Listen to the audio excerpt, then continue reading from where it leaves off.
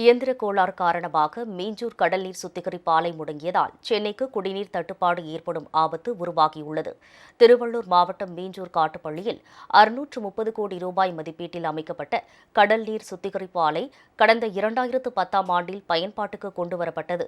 இதன் மூலம் சென்னை மற்றும் புறநகர் பகுதி மக்களின் தேவைக்காக நாள் ஒன்றுக்கு 100 கோடி மில்லியன் லிட்டர் சுத்திகரிக்கப்பட்ட குடிநீர் வழங்கப்பட்டு வந்தது. இதற்கு கட்டணமாக தமிழக அரசு IVRCL நிறுவனத்துக்கு ஆண்டுக்கு 18 கோடி ரூபாய் கட்டணம் செலுத்தி வந்தது. அதே நேரத்தில் உரிய பராமரிப்பு இல்லாததால் சுத்திகரிக்கப்பட்ட குடிநீர் உற்பத்தி கடந்த ஆண்டு சரிவடைந்தது.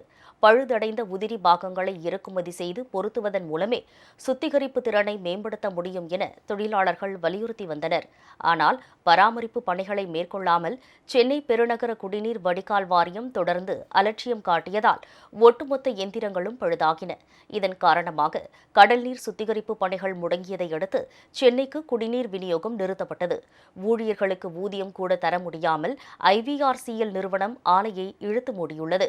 கடந்த 3 மாதங்களாக மீஞ்சூர் குடிநீர் சுத்திகரிப்பு ஆலை முடங்கி கிடப்பதால் சென்னைக்கு குடிநீர் தட்டுப்பாடு ஏற்படும் ஆபத்து உருவாகியுள்ளது.